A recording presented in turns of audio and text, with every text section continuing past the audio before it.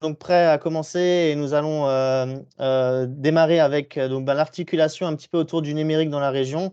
Et pour ce faire, je vais demander donc à Franck Olivier de vous présenter les objectifs de la région et l'origine des JET. Merci Guillaume. Donc bonjour à tous. On va repartir un petit peu dans le passé, pas très loin. Donc le BAGE, le Business Act Grand Est, ça a été la réaction de la région et de l'État d'ailleurs au premier confinement Covid et un passage un petit peu difficile qui était vraiment pour le coup un plan de sauvegarde qui a été établi en juillet 2020. Il s'avère que l'économie a pris une direction qui n'était pas celle qu'on avait envisagée à ce moment-là, c'est-à-dire que finalement les choses n'ont pas été si dramatiques que ça sur la suite et sur voilà d'ici en 2021. Donc, il a été décidé de faire une mise à jour et un complément de ce badge, donc le badge 2, qui a été validé en décembre 2021. Ce badge 2, il instaure notamment quatre priorités pour la région en matière de développement économique, quatre moteurs du changement que sont l'environnement, l'industrie 5.0, le numérique, qui nous réunit aujourd'hui, et puis des problématiques autour de la santé. Pour ce faire, l'idée a été de mettre en place deux piliers différents.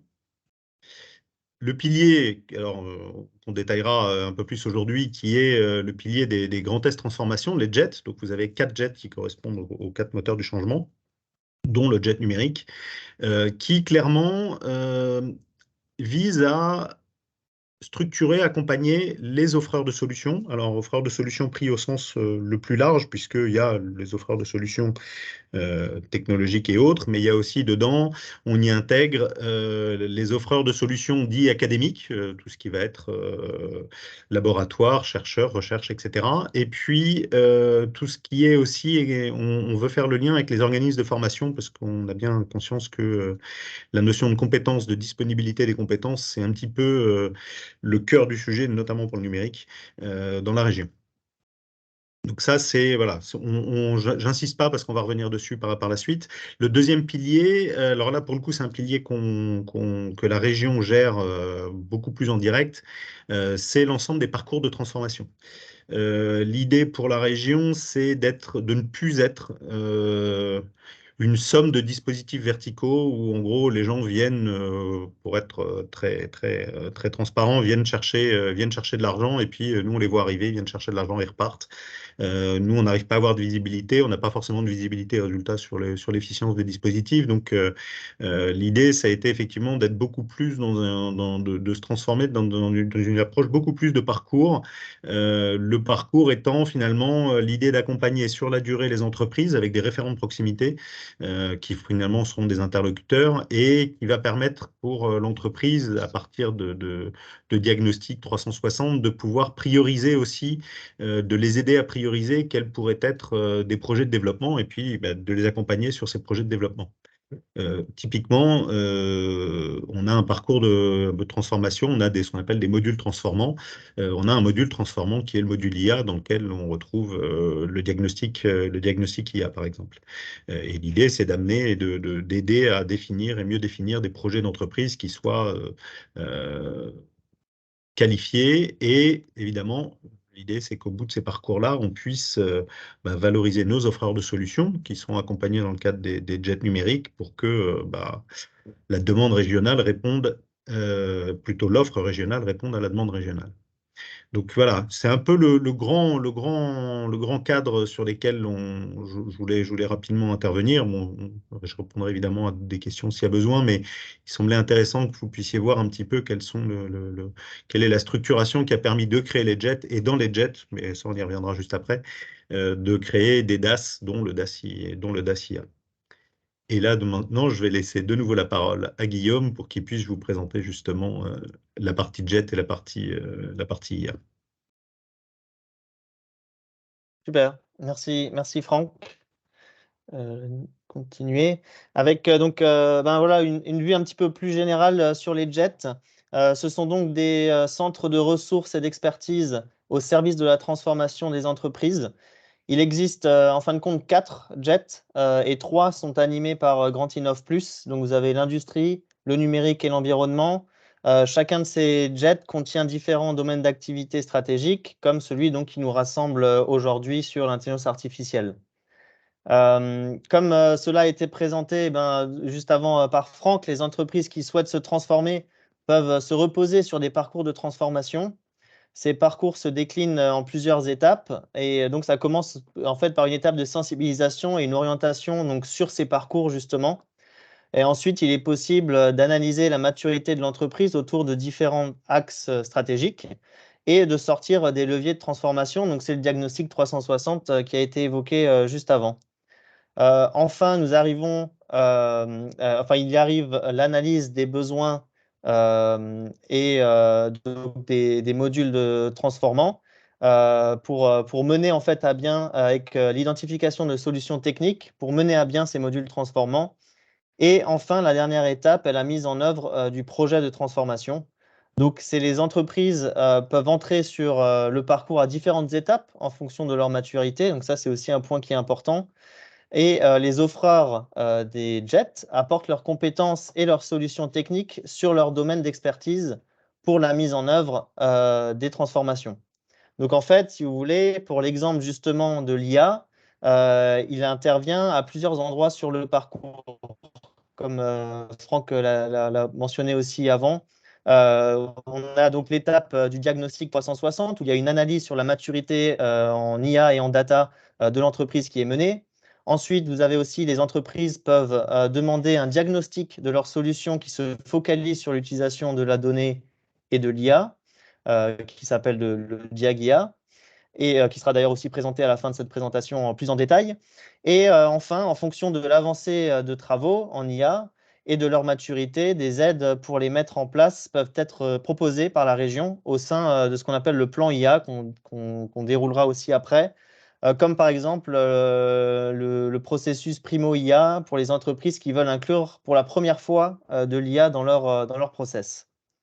Donc voilà un petit peu la vue générale sur comment est-ce que l'intelligence artificielle en fait s'articule dans tout ce parcours. Les objectifs donc, des jets, c'est d'amener la meilleure offre numérique sur le territoire. Grand Innov Plus s'occupe d'accélérer les transformations donc, dans la région. Et en fin de compte, ces transformations se font grâce et à travers les offres de solutions que nous regroupons dans ces jets. Et donc, pour ce faire, les missions de base des jets sont d'abord de structurer et de fédérer les communautés d'offreurs. Ensuite, de contribuer à la transformation des entreprises et apporter des expertises, qu'elles soient internes ou externes. Ensuite, nous pouvons aussi anticiper ensemble les besoins de demain, surtout en compétences et en talents. Et la dernière partie, qui est un petit peu liée aux autres, c'est grâce à tout cela de faire rayonner en fin de compte la région et nos offreurs, nous rendre visibles au niveau national, européen et international, en créant par exemple aussi des ponts avec des acteurs internationaux. Je tiens aussi à préciser, et ce sera un petit peu un fil conducteur durant cette présentation, que dans le cas particulier du jet numérique, il est très important pour nous d'inclure une démarche de numérique responsable. Il faut l'inclure à toutes ces étapes et dans chaque solution proposée par nos offreurs.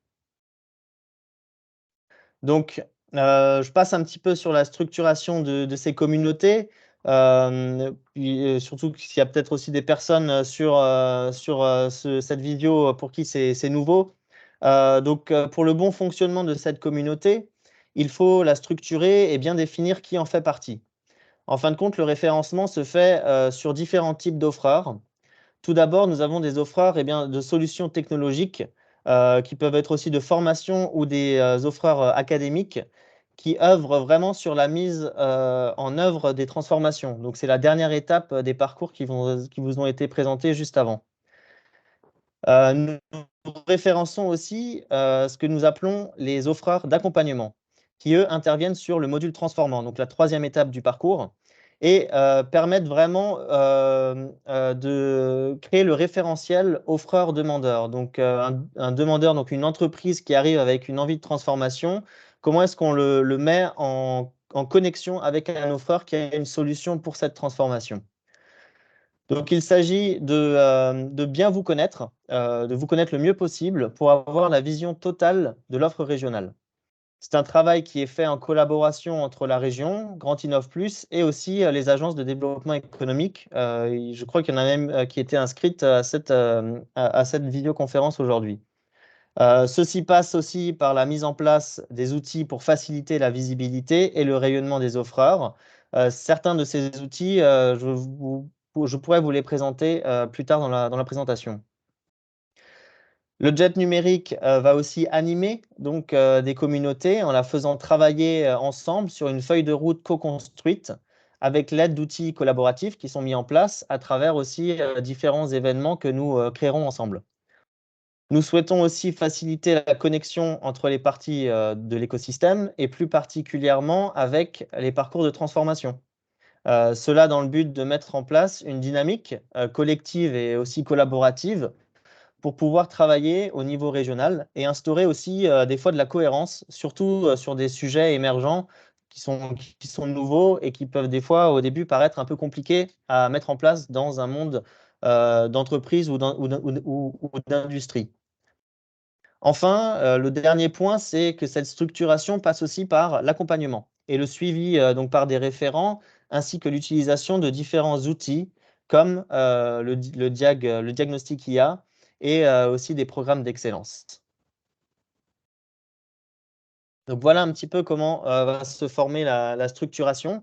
Je voulais quand même vous partager que le jet numérique, c'est pas que de l'intelligence artificielle. Nous avons en fin de compte 7 DAS qui forment ce jet numérique. Nous avons donc l'intelligence artificielle, mais aussi la cybersécurité. Donc vous imaginez bien, c'est quand même un thème majeur quand on parle de numérique aujourd'hui, et qui d'ailleurs aussi a une communauté bien définie et très dynamique dans la région.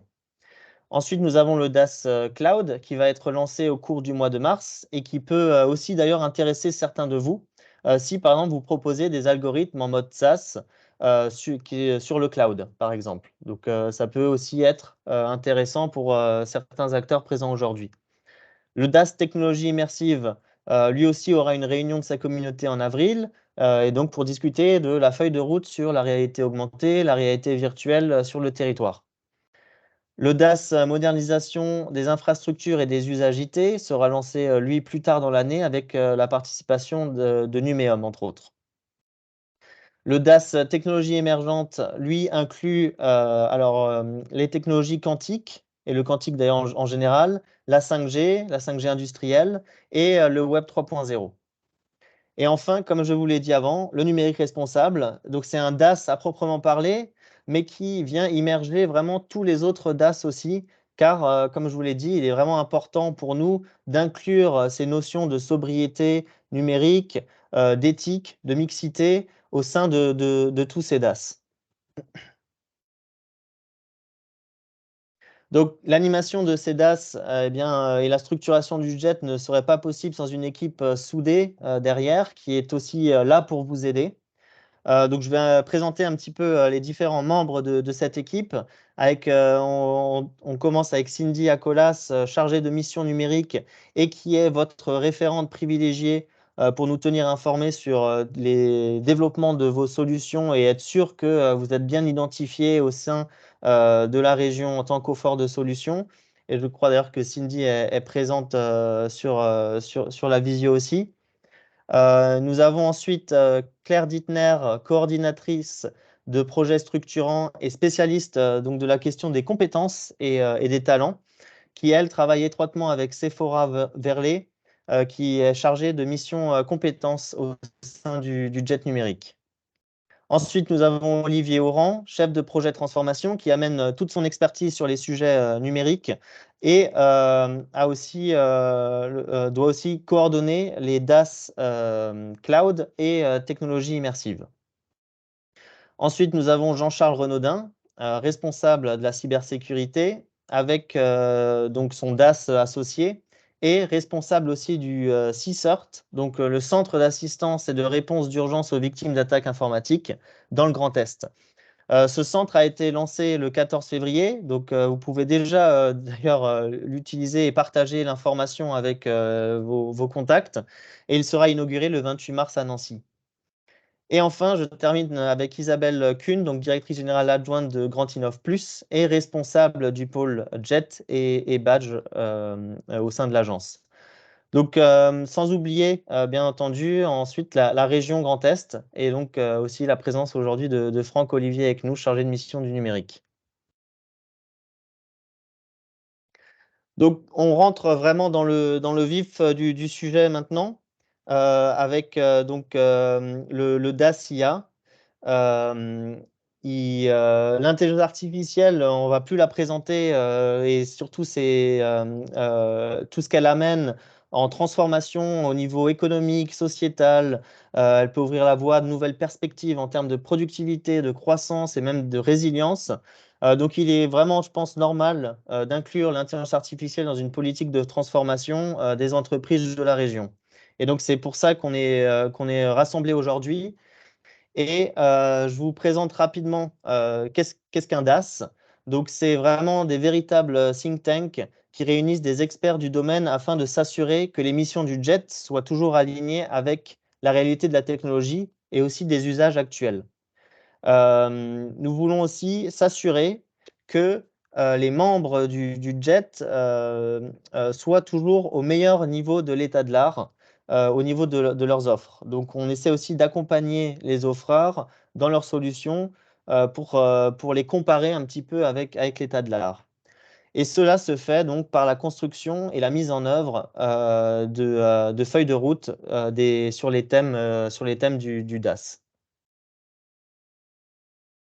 Comment est-ce que ces DAS s'organisent et comment est-ce que, on va mettre ça en pratique? C'est donc des communautés qui sont constituées d'offreurs, de chercheurs, de leaders d'opinion qui se réunissent régulièrement pour faire état de leurs réflexions sur leur domaine, pour partager leur réseau, pour pousser des sujets stratégiques, des sujets de prospection et envisager de nouvelles actions pour rendre, le territoire attractif et compétitif sur des sujets, émergents. Donc, en pratique, la communauté entière, un petit peu comme aujourd'hui, se réunira au moins une fois par an. Et en parallèle de cela, nous allons aussi créer un groupe de travail cœur qui contribuera plus intensément sur différents sujets pour faire vivre le DAS au sein du DAS. Ce groupe, eh bien, il sera constitué d'une vingtaine d'offreurs professionnels et académiques et sera animé par un référent du côté Grand Innov Plus et aussi du côté industriel. Donc, cet animateur industriel, sa tâche sera d'aider au bon fonctionnement du DAS et il prendra part aussi à la préparation des différentes réunions. Un des buts de cette réunion aujourd'hui est déjà de vous demander au moment du questionnaire si vous souhaiteriez faire partie de ce groupe de travail cœur. Et ensuite, nous reviendrons aussi vers vous pour le choix de l'animateur ou de l'animatrice. Une chose importante à garder en tête, c'est qu'un DAS est unique et n'existe que dans un seul jet. Donc en fait, ça veut aussi dire qu'il y a des liens qui peuvent être créés entre les jets en fonction des différentes activités et des cas d'usage qui sont proposés sur, par exemple, l'intelligence artificielle, où il peut aussi y avoir donc, des applications dans l'industrie, dans l'environnement et dans la santé.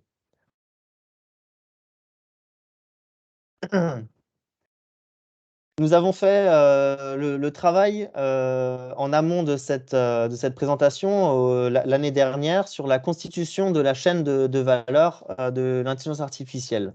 Donc, vous voyez que cette chaîne de valeur, elle commence de l'hardware jusqu'au service, sans oublier le développement algorithmique et l'usage des données.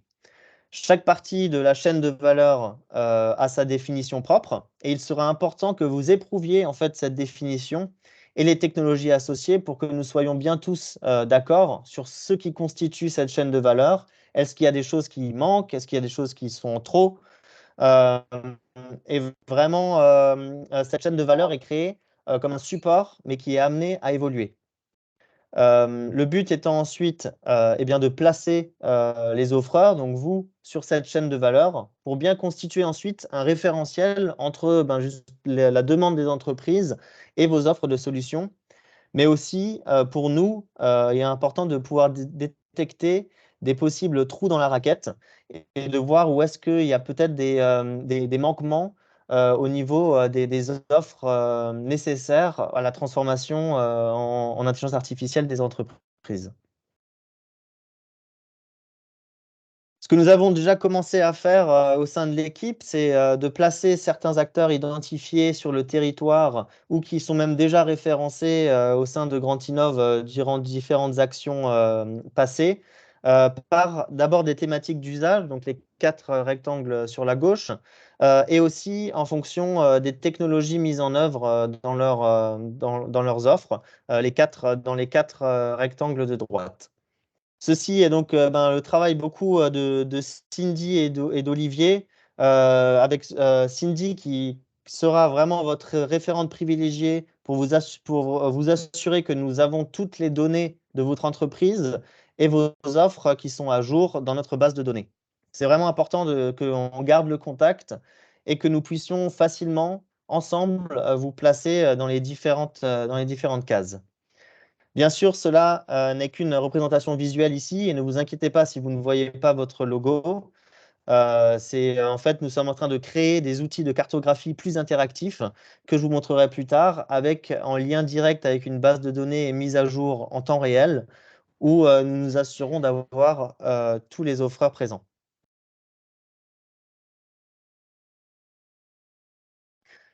Je ne veux pas oublier les universités. Je sais qu'il y en a qui sont aussi inscrits aujourd'hui et présents durant cette visioconférence. Le but avec eux, c'est bien sûr de un petit peu challenger les offreurs au niveau de l'état de l'art de leur solution et de toujours s'assurer d'une veille sur les différentes technologies, sur l'intelligence artificielle qui peuvent sortir du niveau académique et universitaire. Donc, pour nous, il est important de faire aussi ce travail avec Marc Platini, qui est donc notre coordinateur scientifique et qui, je crois, est présent aussi aujourd'hui et qui est vraiment en contact avec vous au niveau des universités et qui nous aide en fait justement à placer sur la chaîne de valeur les différents laboratoires des universités. Donc, nous avons commencé ce travail avec lui et avec les universités. C'est un work in progress et on va encore le peaufiner et s'assurer qu'on n'oublie personne et qu'aussi on le mette à jour au fur et à mesure des différentes avancées. Je souhaite aussi partager avec vous un projet qui est porté par Grand Innov Plus et qui a été retenu pour financement. C'est donc l'EDIH, le European Digital Innovation Hub en Grand Est.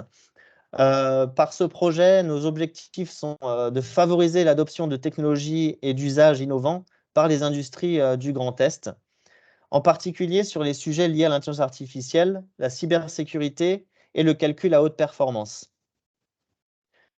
Donc, vous voyez que l'intelligence artificielle est aussi incluse dans ce projet et nous allons créer plusieurs partenariats entre 11 institutions du Grand Est qui sont présentes sur ce slide. Et des partenariats seront aussi prévus avec les autres DIH en Europe. Donc, à ce niveau-là, de prochains ateliers permettront aux industriels de découvrir le dispositif de soutien et les services des acteurs académiques. Donc, on vous tiendra aussi informé de l'évolution de ce projet avec les différents partenaires.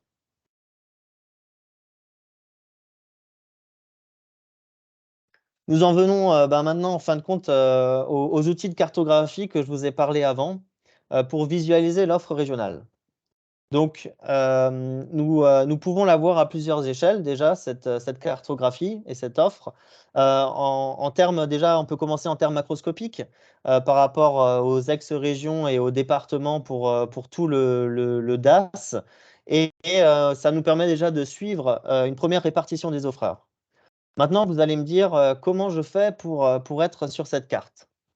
Eh bien, nous avons en ce moment un AMI qui est ouvert et que vous pouvez remplir et qui nous permet, nous, déjà de vous situer sur la carte géographiquement. Donc ça, c'est la première étape. Vous êtes d'ailleurs déjà une vingtaine d'inscrits aujourd'hui à avoir répondu à l'AMI et nous vous en remercions énormément. Donc le principe de référencement pour la suite des événements est encore en cours de finalisation et sera amené à évoluer. Mais vous pouvez déjà savoir que tous les dossiers seront examinés par un jury qui est constitué de collaborateurs de Grand Innov, de la région et de l'État. Le fait de vous identifier par l'AMI permet un référencement aussi accéléré, car les réponses de l'AMI font partie du processus. Donc c'est vraiment la première étape, c'est de répondre à cette AMI.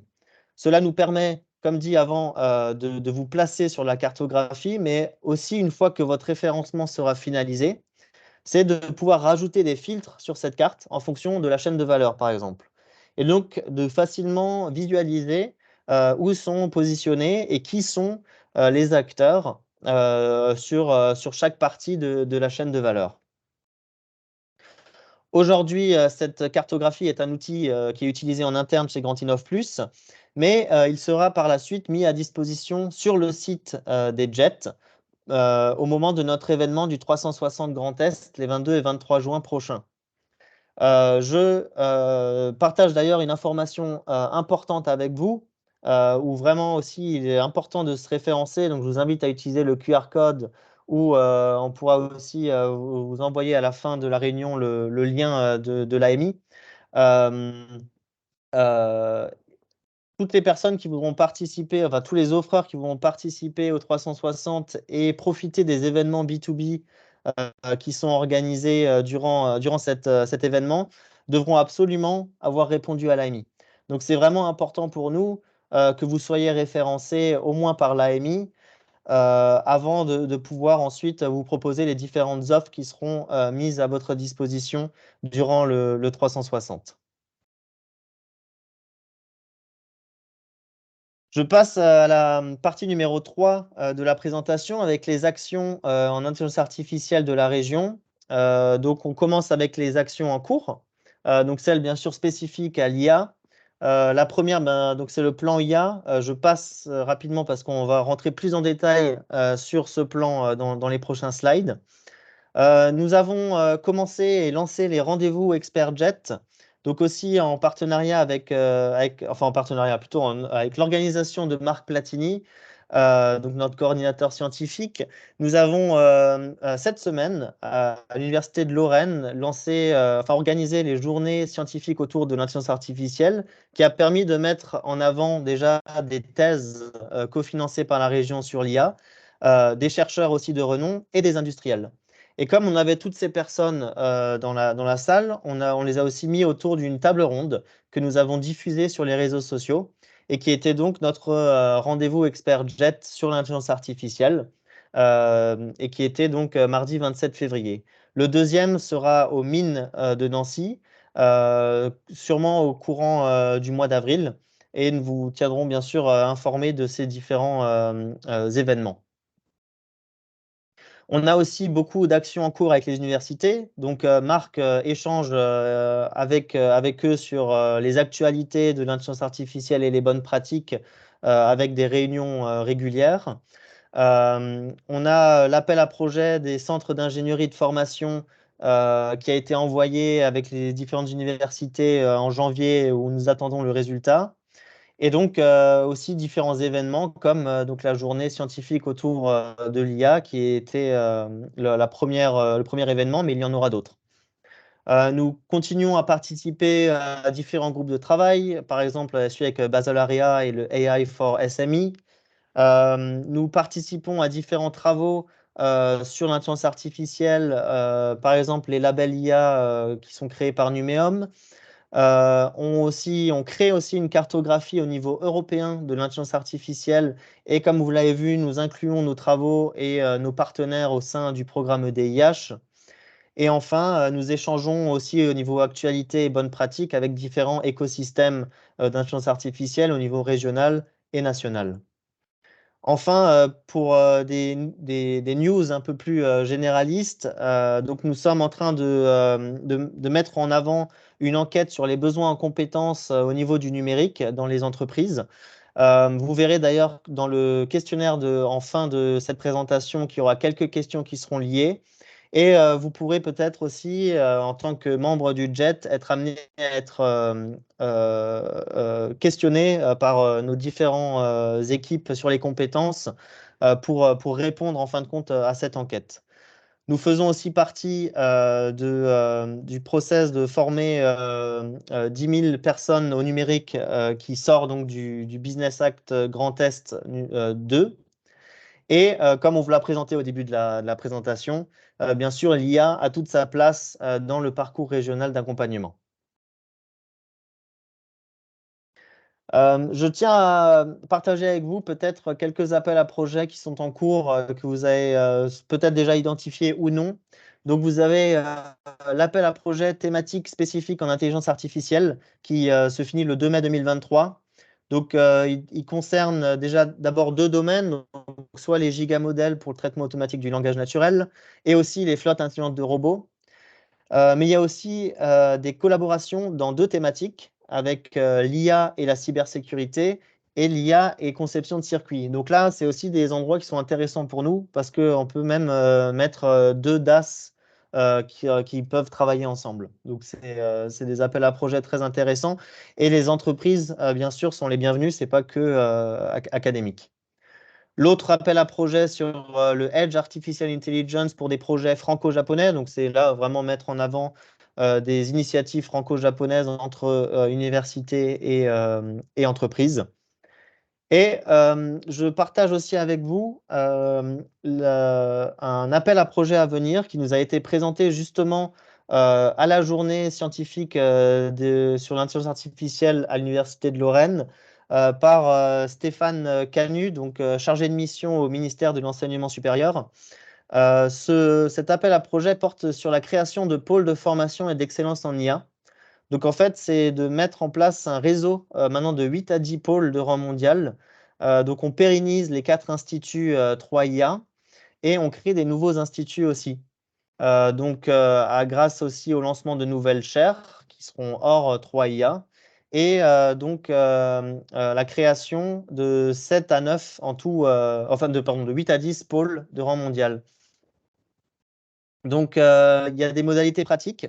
En effet, l'AMI, alors tout n'est pas encore clair, les dates n'étaient pas encore posées, mais il est fort probable qu'il sorte début avril. Et il sera distribué entre 12 et 15 pôles sur l'IA qui sont pré-identifiés. Je tiens à mentionner que les chaires qui sont entre Nancy, enfin, sur l'axe Nancy-Strasbourg, ont été mentionnées durant sa présentation.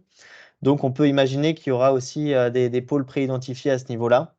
Et à la fin, nous aurons donc 7 à 9 lauréats sélectionnés par un jury international.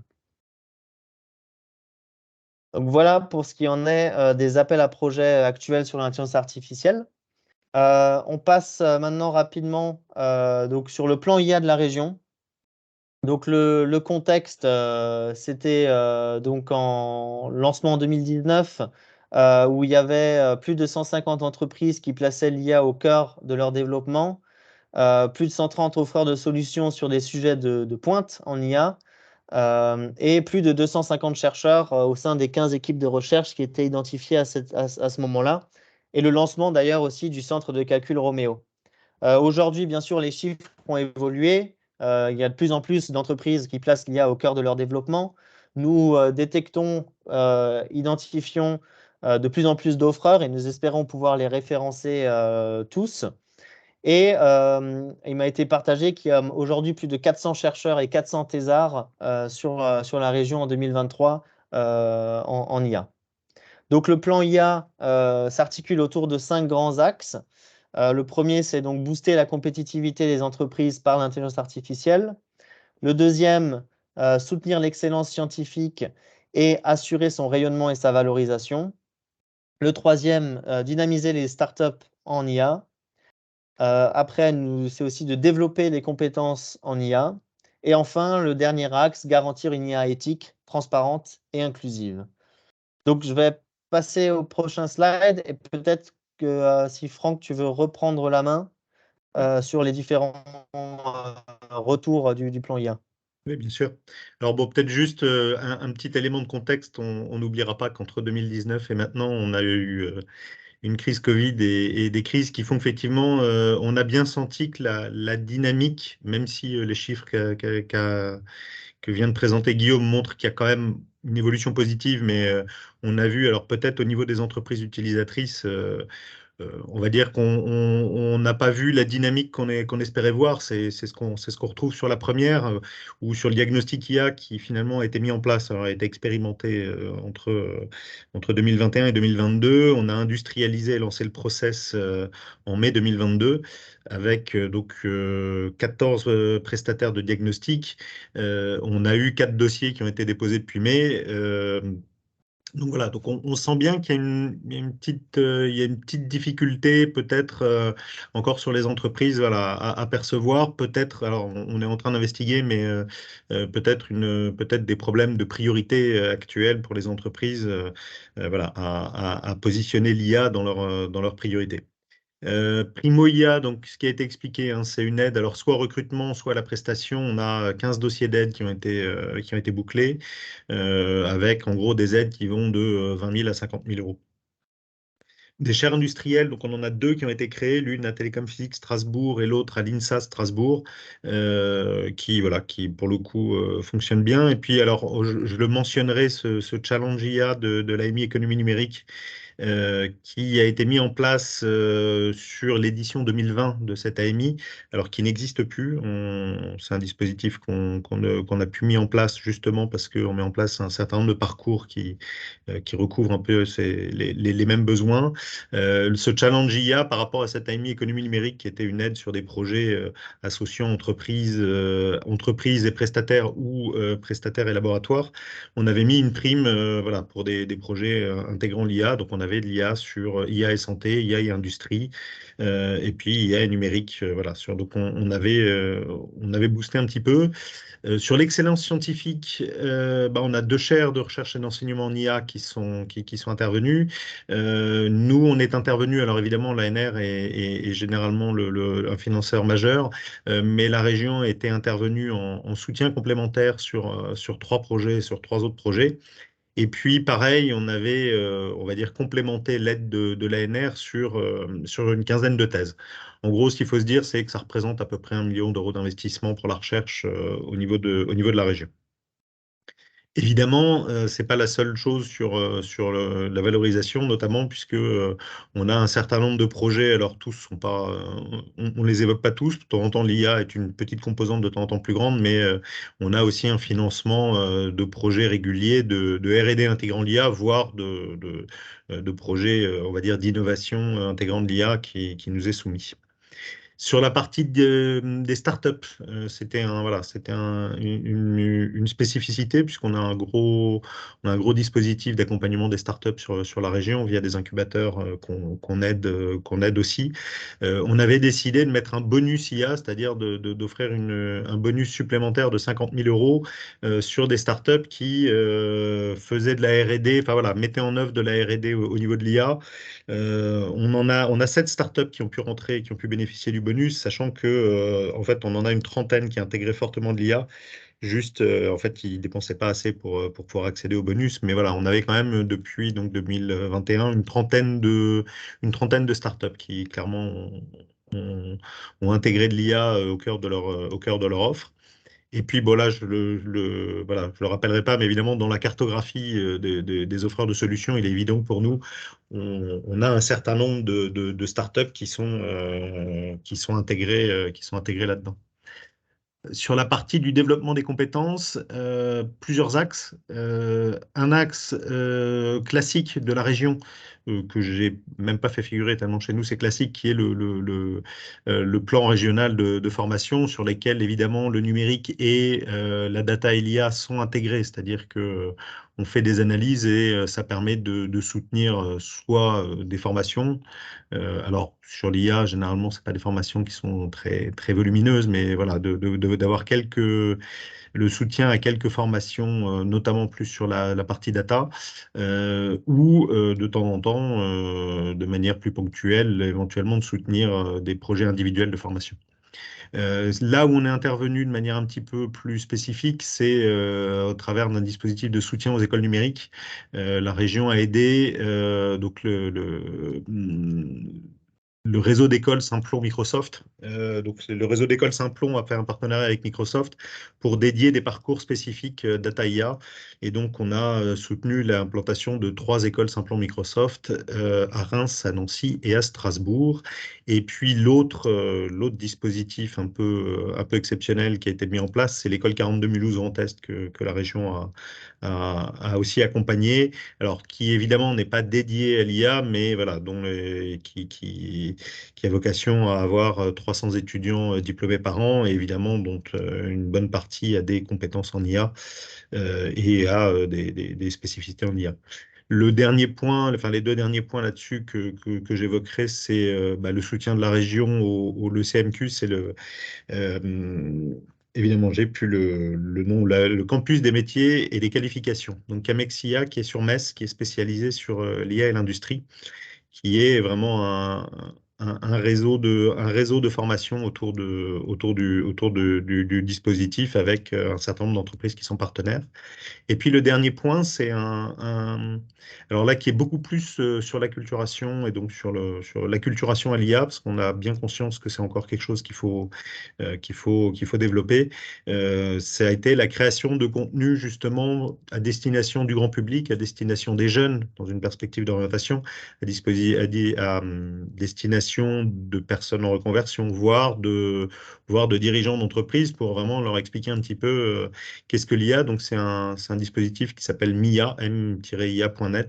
Voilà, donc il y a un petit nombre de vidéos, et puis l'idée c'était effectivement de dédier aussi une partie un peu plus professionnelle pour montrer ce que l'IA pouvait apporter sur un certain nombre de métiers. Le dernier point rapidement, donc sur l'IA éthique, transparente et inclusive, on a avancé. Alors je crois qu'elle n'est pas là, mais c'est très très cher à Isabelle Kuhn, qui travaille beaucoup et avec justesse, parce qu'on est très très en retard là-dessus sur la place des femmes. Alors déjà dans le numérique et a fortiori dans l'IA, donc de mettre en place un réseau de femmes de l'IA sur la région. Donc il y a un réseau qui se met en place. Et puis l'autre partie, ça a été la région a à la fois contribué à l'élaboration d'un manifeste pour des IA éthiques, et puis évidemment on est signataire. L'idée de ce manifeste, effectivement, alors là c'est plutôt voilà, de s'adresser aux développeurs d'IA pour qu'ils aient un peu en tête au niveau de la conception un certain nombre de critères, voilà, de critères éthiques pour notamment éviter potentiellement certains biais. Je pense que j'en ai fini. Super. Merci, Franck. On continue rapidement. On revient justement un petit peu plus en détail sur les objectifs du Diagia. Comme on vous l'a présenté en début de présentation, nous référençons aussi donc des offreurs d'accompagnement. Ça peut être des bureaux d'études, des consultants, etc., qui sont référents chez nous et qui sont en charge d'accompagner les entreprises dans leur transformation, et qui ont la visibilité sur le référentiel, donc entre les demandeurs des entreprises qui veulent se transformer et les offreurs de solutions du territoire. Donc ces offreurs d'accompagnement doivent vraiment être en capacité de réaliser ce que nous appelons le DIAGIA, qui consiste à aider les entreprises à identifier des cas d'usage pour lesquels l'intelligence artificielle apporterait de la valeur, mais surtout de construire un plan d'action pour incorporer l'intelligence artificielle dans des cas d'usage. Donc ça se fait au sein d'une feuille de route qui est ensuite utilisée, enfin, ou qui peut être utilisée par l'offreur de solutions au moment de la mise en œuvre de la transformation. Donc, il y a aussi, je crois, certaines personnes inscrites aujourd'hui qui ont aussi cette casquette d'offreur de solutions d'accompagnement. Et il y a eu un bilan qui a été fait le 7 février avec toute la communauté de ces offreurs de solutions d'accompagnement, avec donc 7 dossiers déposés par 2 prestataires. Il y a eu 4 dossiers qui ont été éligibles. Bon, je ne repasse pas parce Franck, on en a déjà parlé juste avant. Mais surtout, la conclusion un petit peu de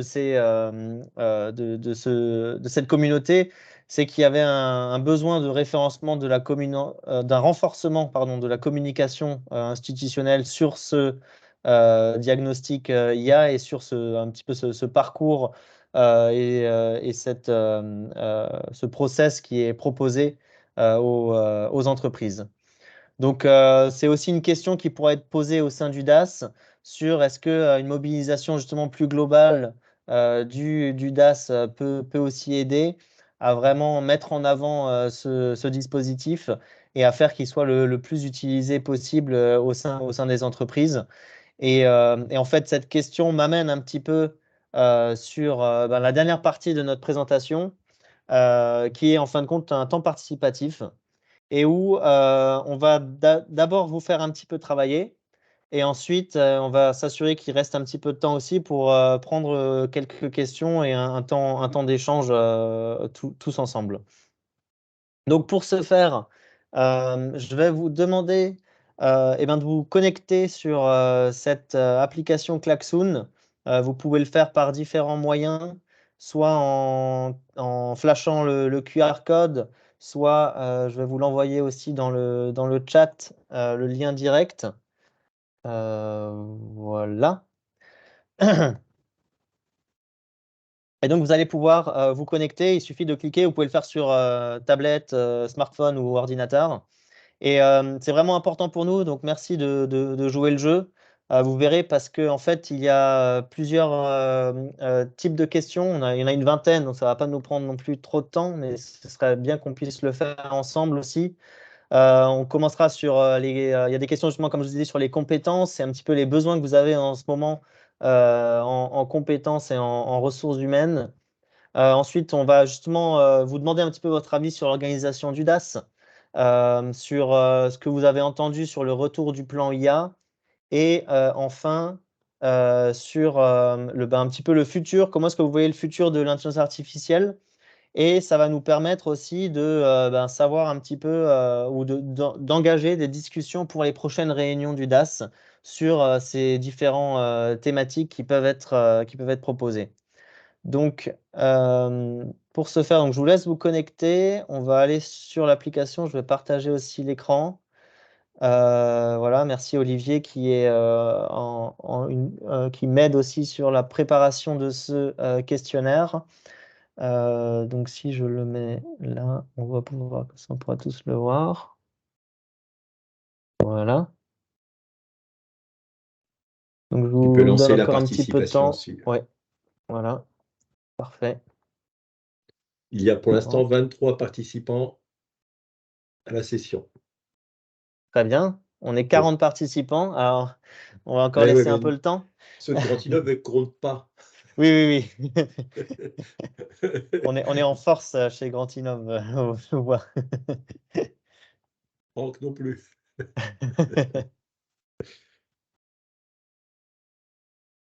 Donc, je vous laisse vous connecter. Je vais commencer à passer un petit peu les questions avec vous. Comme ça, on prend le temps directement sur le temps de la visio pour répondre. Ça, on ne veut pas prendre non plus trop de votre temps sur ces questions-là. Mais donc, premièrement, on commence avec les compétences. Et avez-vous donc des besoins de recrutement? Donc, voilà, c'est un choix unique entre oui et non. Cette question doit être assez rapide. Ensuite, celle-là, on peut peut-être passer un petit peu plus de temps dessus. Donc, si oui, donc si vous avez des besoins, quelles sont vos priorités? Donc, on a essayé un petit peu de répertorier tous les types de profils liés à l'intelligence artificielle qui peuvent être présents dans vos différents départements, soit de recherche, soit de développement. Donc, vous pouvez donc les prendre et juste les rediriger dans l'ordre que vous souhaitez, en sachant que donc les priorités du dessus est la plus haute et on finit par la plus basse. Regardez pas trop les chiffres devant, c'est plus pour nous pour du référencement sur les résultats. Donc je vous laisse voilà, réordonner comme vous pensez que c'est le plus important pour vous au sein de votre entreprise ou aussi de votre laboratoire. On inclut bien sûr les universitaires dans ce questionnaire. La température monte, il y a 28 participants. Super. Merci beaucoup à tous. C'est vraiment important pour nous. Ça va beaucoup nous aider aussi. Ouais. Et l'audace. Guillaume, Oui. Vu que tu as joué, est-ce que tu aurais la bonté de remettre tes chiffres dans le bon ordre pour Allez, que ton vote ne soit pas comptabilisé? j'ai pas le droit de jouer alors. Voilà, le chiffre data officer, tu le ramènes en 5. Et c'est bon, tu peux. Non, il y a le 9 qui a Non, été non, non, non. déplacé. Ouais. Voilà, OK. calcul. On va faire une intelligence Bah, artificielle. Oui, voilà, c'est bon? super. Allez, je passe à la troisième. Plus rapide ici, rencontrez-vous des difficultés en termes de recrutement? Donc là, vous avez juste à choisir le nombre d'étoiles en fonction des difficultés que vous rencontrez. Et donc encore une fois, ça c'est aussi important pour nous par rapport donc à ce questionnaire sur les compétences et de voir un petit peu où sont les difficultés en termes de recrutement. Donc ça va nous permettre aussi un petit peu de diriger nos actions au sein de la région sur le recrutement. Ça passe, ouais. Donc, bien sûr, vous y attendiez. Si oui, lesquels? Donc là aussi, pareil, si vous pouvez juste c'est un choix multiple hein, que vous pouvez utiliser ici. Donc, on a essayé aussi, pareil, de répertorier par rapport à des retours que nous avons eus au préalable. Et ça, c'est un petit peu ce qui revenait le plus souvent. Donc, on espère qu'il y a aussi qu'ils sont tous présents.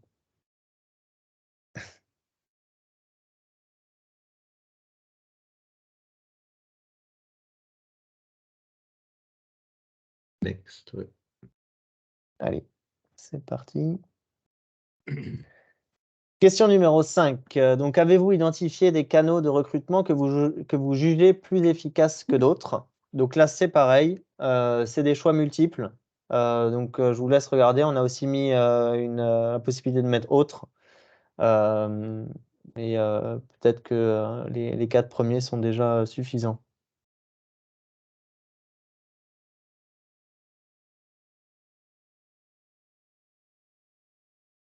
Voilà, je pense qu'on peut passer aussi. Question numéro 6. Donc c'est une question ouverte.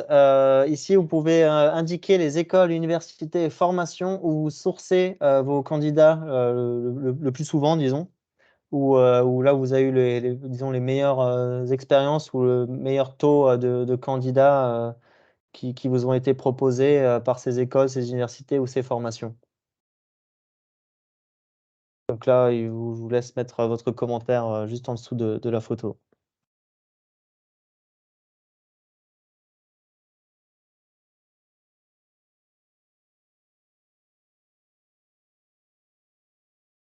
Je peux passer. OK. Hop. Question numéro 7. Comment évaluez-vous la parité au sein de vos effectifs techniques? Donc pareil, là en fonction de comment est-ce que vous voulez l'évaluer, vous pouvez mettre différents taux de remplissage, disons. Et un commentaire est aussi possible si vous voulez indiquer euh, d'autres commentaires sur cette réponse. En sachant que voilà, comme dit Olivier, c'est un gros challenge aujourd'hui dans le numérique, on le sait tous. Et c'est important de le voir aussi dans les effectifs techniques pour justement un petit peu se rendre compte aussi de où est-ce qu'on en est et quelle est la situation actuelle de la parité au sein des entreprises sur le numérique.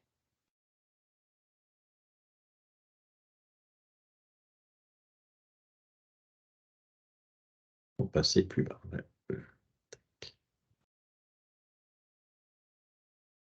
Alors, on change de catégorie. On passe maintenant donc à plus quelques questions sur l'organisation du DAS. Donc, par rapport à votre participation au domaine activité stratégique IA, à quoi êtes-vous le plus intéressé?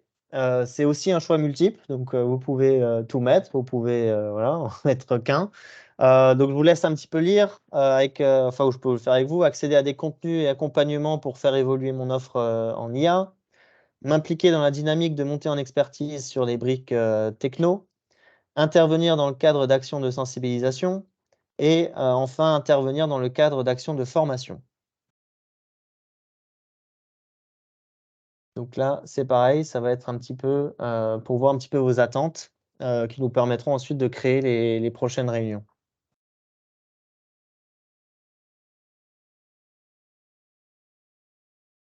Je passe. Une question rapide à choix unique. Souhaitez-vous que le DACIA se réunisse physiquement? Donc, bien sûr, nous sommes ici avec des acteurs de la région. Donc, on peut aussi proposer certaines réunions en physique. L'exemple est aussi d'autres jets et DAS qui font des réunions au sein d'offreurs qui veulent présenter un petit peu leurs offres, leurs solutions, leurs locaux. C'est des choses qui sont possibles. On reste ouvert à ce genre d'opportunités. Mais voilà, on veut voir aussi quel est le plus simple pour vous par rapport à une réunion en physique ou comme aujourd'hui en Teams, où on essaiera toujours par contre de mettre en place justement comme un peu là des outils collaboratifs pour inclure tout le monde et avoir le retour de tout le monde.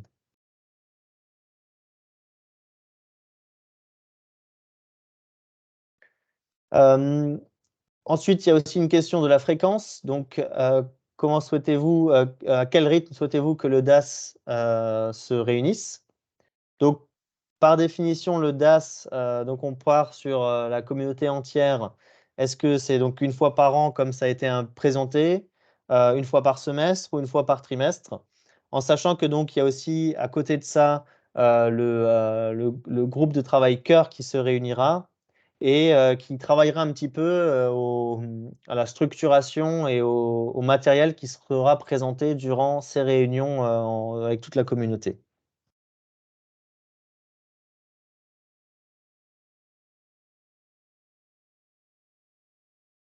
Voilà, je passe.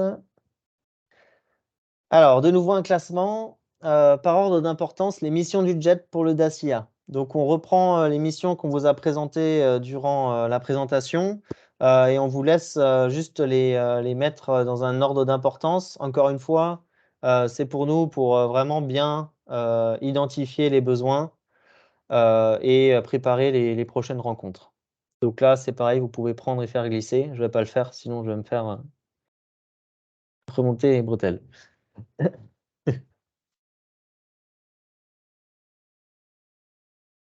Donc, normalement, vous devez retrouver la plupart des missions que nous avons présentées durant la présentation.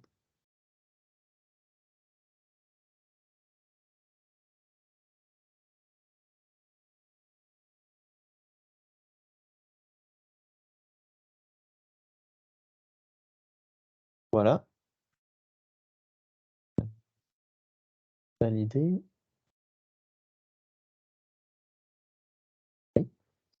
Question numéro 11. Êtes-vous intéressé pour faire partie donc, du GTCR? Alors donc là, c'est une question importante pour nous déjà, parce que c'est en sachant que donc il y a une vingtaine de places, donc il y a aussi un processus ici de référencement qui va être mis en place. Et aussi, on va essayer de garder, d'ailleurs c'est vrai que j'en ai pas dit, je l'ai pas dit avant, c'est dans un des derniers slides, où on essaiera de garder aussi une proportion entre des offreurs de technologie et des offreurs académiques. Voilà, donc il y a plusieurs petites règles comme ça qui font la construction du GT Cœur qui seront mis en place. Mais là, on vous demande un petit peu sur une idée un petit peu si ça peut aujourd'hui vous intéresser et si voilà, vous voulez vous impliquer un petit peu plus dans la construction du DAS au sein du DAS.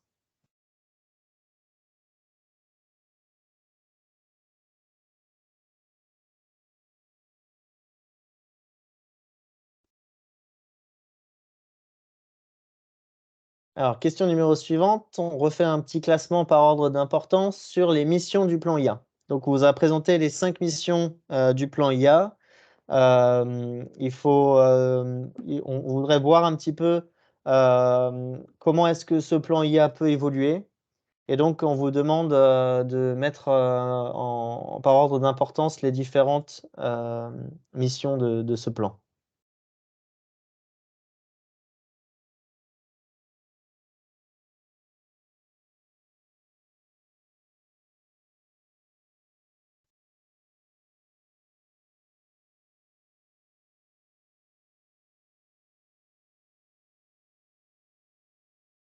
Voilà.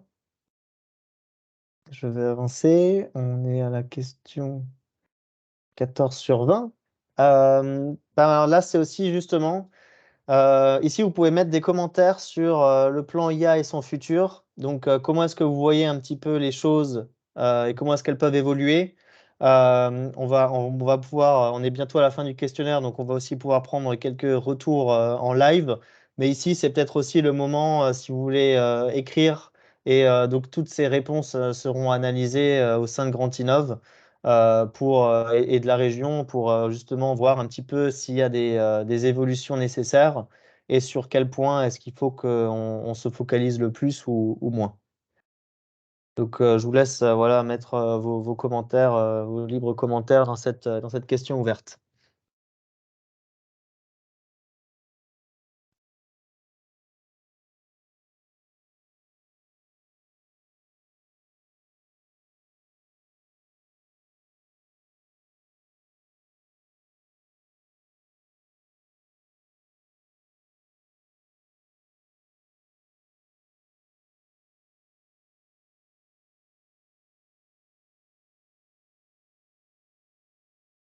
Ok, je vais passer.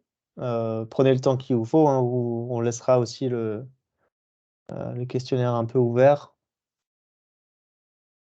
Question suivante. Quels sont pour vous les prochains développements importants en IA? Donc là, c'est une question à choix multiples. On a essayé de répertorier un petit peu les nouveautés, enfin plus ou moins nouveautés, mais aussi les tendances dans l'intelligence artificielle du moment. C'est vrai qu'on n'a pas mis autre. On espère ne pas en avoir oublié. Mais donc voilà, si vous pouvez aussi cocher les différents développements qui vous semblent importants ici. Voilà. Merci, Olivier. Bon, on a quand même mis générative, hein, mais bon, on va le cacher. On préfère les NFT que Ouais.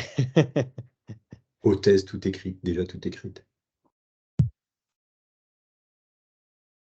Et non, le questionnaire n'a pas été fait avec ChatGPT.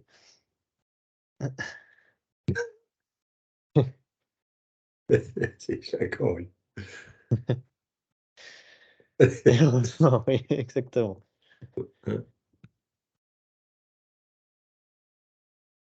Voilà. Donc je passe à la question suivante.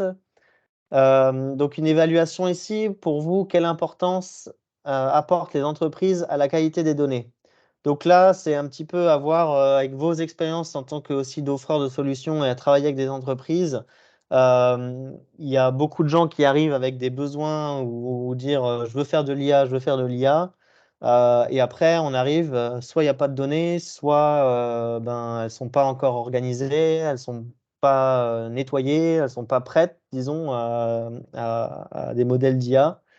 Donc, est-ce que, voilà, quelle est la qualité des données quelle est l'importance sur ce point-là que vous avez pu rencontrer en travaillant avec des entreprises aujourd'hui?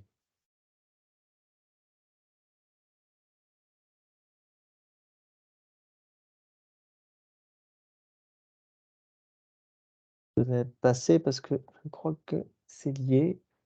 Voilà, un petit peu lié, aussi une évaluation. Est-ce une priorité aujourd'hui pour les entreprises d'intégrer de l'IA dans leurs process?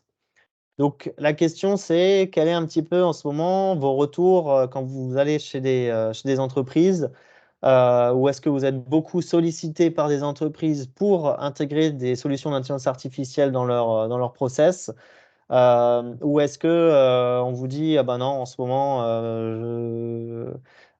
j'essaie de payer mes factures d'électricité, voilà j'ai d'autres points à traiter avant d'intégrer de l'intelligence artificielle. Donc voilà un petit peu comment est-ce que vous pouvez évaluer. Si vous avez des exemples précis, vous pouvez aussi les mettre en commentaire. Ça peut aussi nous aider à un petit peu mieux juger et jauger la situation dans la région euh, et dans le territoire en ce moment.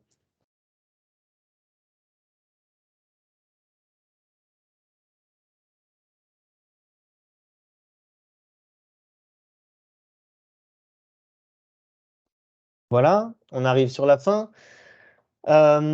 on revient un petit peu au diagnostic.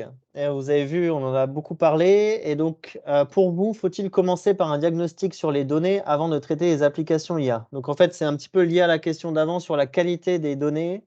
Au lieu de justement de faire tout de suite un diagnostic IA, est-ce qu'un diagnostic data serait peut-être aussi plus adapté pour commencer à d'abord se focaliser sur de l'analyse de comment est-ce qu'est gérée la data au sein de l'entreprise avant de se lancer dans des applications en intelligence artificielle.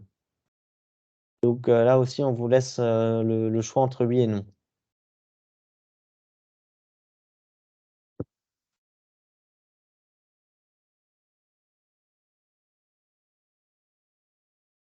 Je passe, on est bientôt à la fin, même je crois que c'est la fin. Avez-vous déjà noué des partenariats de recherche, donc stage, thèse, projet de recherche avec un laboratoire de recherche ou bien sûr inversement pour les académiques, avez-vous déjà eu des partenariats de développement avec des entreprises ou des industries? Donc voilà, c'est un petit peu pour voir le lien en ce moment, oui, actuel entre les entreprises et les universités. Donc là, alors oui, c'est une question ouverte. Vous voyez si oui, donc merci de préciser lesquelles. Sinon, merci de préciser si vous seriez intéressé par cette démarche.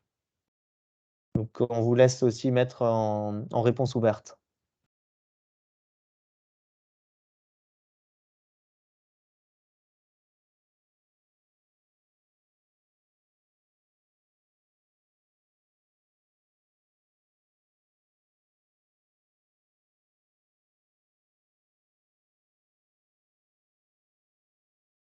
Voilà, je passe à la suivante et la dernière, la plus importante. Au fait, parce qu'il faut aussi des fois se remettre en question, utilisez-vous de l'IA dans vos process, donc au sein de vos entreprises? Est-ce que vous utilisez aussi de l'IA pour n'importe quelle application, hein, mais est-ce qu'au sein de vos entreprises, en tant qu'offreur, vous utilisez de l'IA? Donc, on vous a prévu quelques réponses.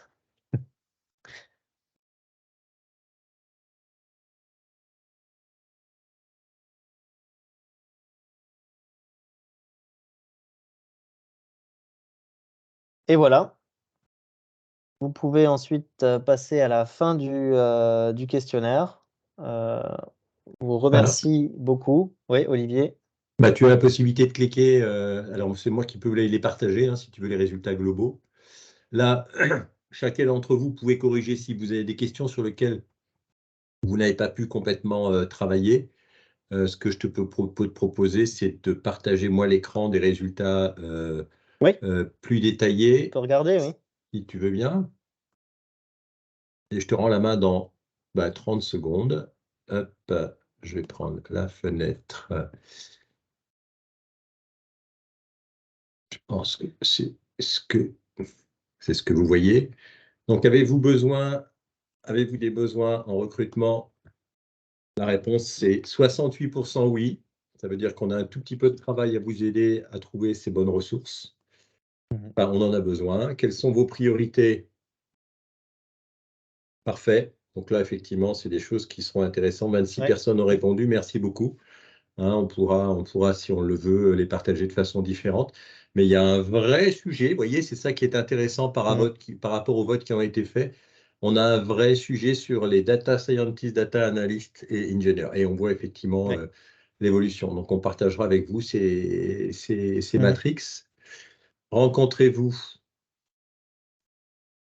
Ah, c'est... Hop là, je me permets de faire ça. Voilà, ouais. Enfin, globalement, il y en a quand même pas un peu plus de la moitié qui souffrent. Les canaux de recrutement, ben voilà. Ouais. Organisation étatique, ok, bien. Ils ne sont pas encore à la page. Non, je rigole. Quand on écoute. Ok. Dans quelle école, université, formation? Alors ça, je vais le fermer. Ouais, on verra. Mathieu, merci. Je vais pas vous le partager, puisqu'effectivement, ce sont des choses qui sont relativement personnelles. de telle manière qu'il n'y a pas une fuite qui se fasse des l'un par rapport aux autres. Hein, on vous respecte tous. Et il nous semble important que cette confidentialité subsiste. Mais merci pour ces éléments. Alors, la prochaine question va me sembler très pertinente. Comment évaluez-vous la parité au sein de vos effectifs techniques? Donc, finalement, j'ai bien compris, à part Guillaume, il n'y a personne qui a mis 0. Bien, on va compter les... Mais c'est une très, très bonne chose. Ouais. Si, il y en a 5 qui n'ont pas voté. Hein. Ah oui. Il y a 5 qui n'ont pas Vous pouvez voulu encore voter. remplir le Vous avez questionnaire. la main, hein, on a fait exprès de vous laisser la main sur vos propres questionnaires. Nous sommes d'accord. Alors, chose importante pour nos participations, Audace IA, clairement, m'impliquer dans la dynamique de montée en expertise sur les briques techno. Ah, super. Merci. Ouais, c'est top. Ça, c'est extrêmement important. Merci beaucoup. Intervenir dans le cadre d'actions de sensibilisation, je pense qu'on a, oui, on a un vrai sujet. D'accord. La montée en dynamique, voilà, vous avez la représentation aussi qui est faite. Très vite, très vite. Souhaitez-vous que le Dacia se réunisse physiquement? Oui. Ah, finalement, Ça semble assez clair. ouais, on en a marre. On en a marre des écrans cachés. OK. À quel rythme? Une fois par trimestre, une fois par semestre, une fois par an. OK. Up to you.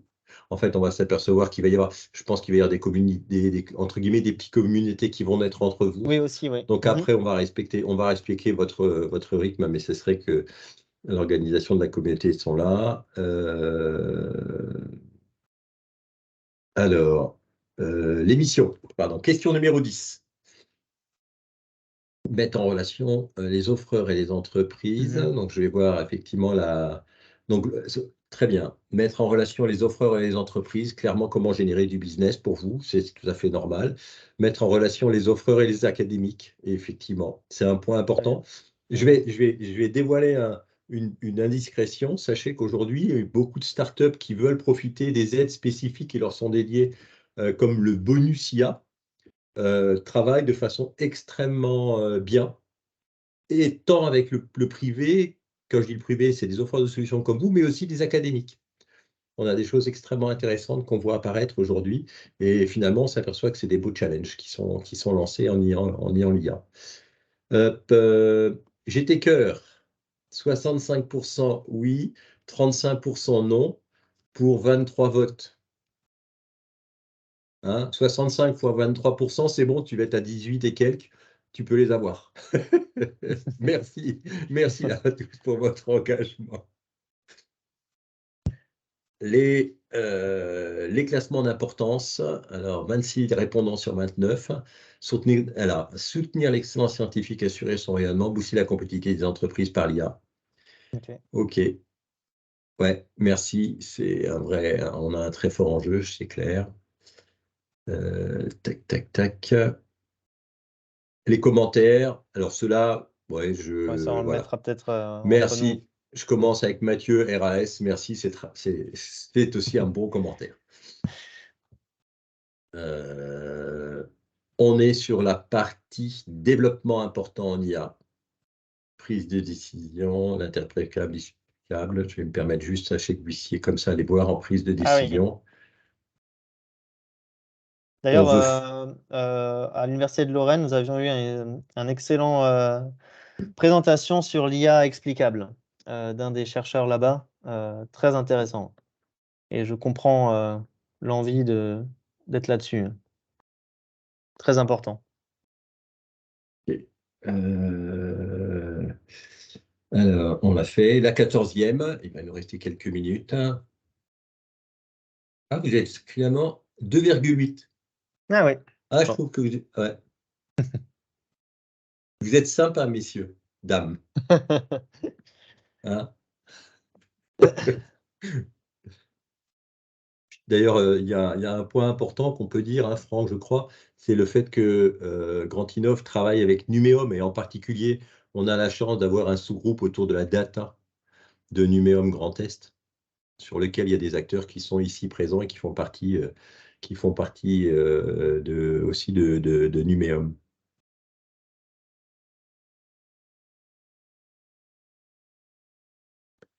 l'intégration des algorithmes. Donc, les algorithmes, c'est mieux que les données elles-mêmes. OK.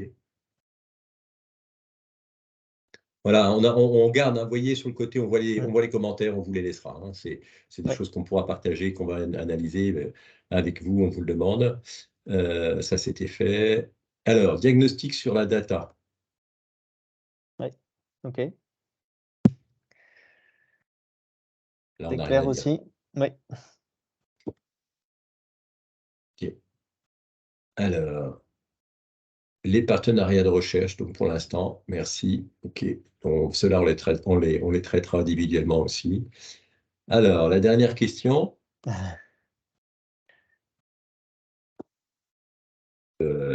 Ah, Ouais. bon, quand même une majorité, c'est bien. Ah, c'est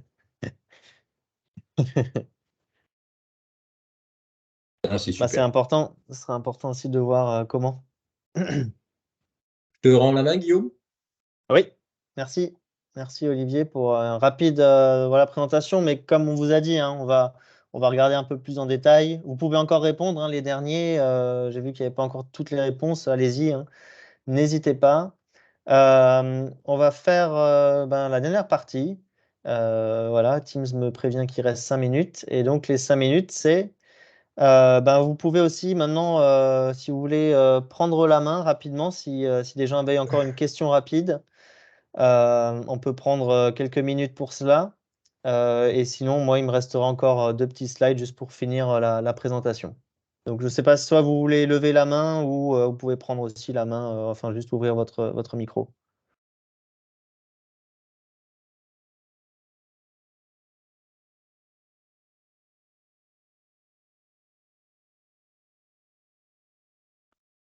Bon. Bah écoutez, je vais juste continuer alors. Si quelqu'un d'autre veut lever la main, il n'y a aucun problème. Où est mon PowerPoint? Ici. Donc la suite, juste pour terminer, donc comme on vous l'a dit, il y a donc, on vous a posé la question au niveau du groupe de travail cœur, donc on va aussi regarder les réponses à ce niveau-là. On reviendra vers vous donc pour la création de ce groupe de travail. Comme je vous disais, il y a 2 tiers de participants industriels et 1 tiers qui restent pour surtout les acteurs académiques. Donc, on essaiera de garder un petit peu cette proportion. Ce n'est pas figé dans le marbre, mais c'est un petit peu la structure que nous avons choisie pour tous les groupes de travail cœur de tous les DAS au sein des JET. Il faut que vous sachiez qu'il y a vraiment aussi une envie de travailler en transverse entre les différents jets avec des structures qui se ressemblent, que ce soit pour l'industrie, pour l'environnement et maintenant aussi pour la santé. Donc, on essaie aussi voilà, de garder un petit peu cette structure uniforme entre les DAS et les jets. Donc, grâce aussi aux réponses à vos questions, on va pouvoir donc un petit peu mettre en place des actualités et les prochains sujets de travaux sur les GT Cœur et sur les réunions de toute la communauté. Et donc, on vous enverra différentes informations, aussi une charte qui vous permet aussi un petit peu justement pour nous de référencer un petit peu les personnes qui sont incluses dans le DAS et qui sont incluses dans le groupe de travail cœur. C'est important aussi pour nous pour avoir un certain suivi de ces groupes de travail. On vous partagera aussi le choix de l'animateur du côté offreur, qui sera aussi en lien étroit donc, avec le président du Jet numérique, qui est donc Thierry Menley. J'aurais pu le dire aussi avant. Donc voilà, on travaillera aussi en partenariat avec lui. Et enfin, on n'a pas encore donc défini de première rencontre pour le GT Cœur, mais donc on reviendra vraiment rapidement vers vous pour mettre tout ça en place, ainsi qu'on essaiera de choisir assez en avance la réunion de la communauté entière du DAS pour s'assurer que tout le monde puisse y participer. Je vous remets en slide les informations du 360. N'hésitez pas, le site est ouvert, les inscriptions sont ouvertes aussi. C'est donc le 22 et 23 juin. Il y aura un track pour chaque jet, donc numérique, industrie, environnement et santé. C'est sur 2 jours. Le premier jour, donc plus sur l'innovation et les technologies. Le deuxième, plus sur les compétences et tout ce qui est ressources humaines, etc. Donc, surtout, venez.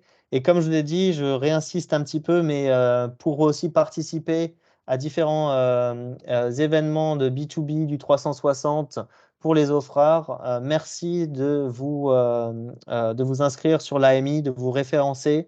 J'ai vu que Cindy vous a envoyé le lien sur le chat, c'est super. Donc allez-y, n'hésitez pas. Et ensuite, on reviendra vers vous rapidement et on remercie aussi ceux qui l'ont déjà fait. Pareil, là par contre, on reviendra aussi rapidement vers vous pour finaliser ce référencement et commencer les travaux ensemble. Je vous remercie énormément pour d'être en grand nombre aujourd'hui, de vous être inscrits, d'avoir participé aussi au questionnaire. Il y a aussi mes informations, mon email ici. N'hésitez pas à me contacter et on reste en contact étroit. Merci à tous. Aussi, vous pouvez nous suivre sur les réseaux sociaux avec le Grand 13 Transformation Numérique, où on met beaucoup d'informations, que ce soit sur l'AMI, sur les AMI, sur les appels à projets, sur aussi les actualités que nous avons, ainsi que sur le 360 qui approche à grands pas. Voilà. Merci à tous. Bon après-midi et à bientôt. Merci. Au revoir. Au revoir.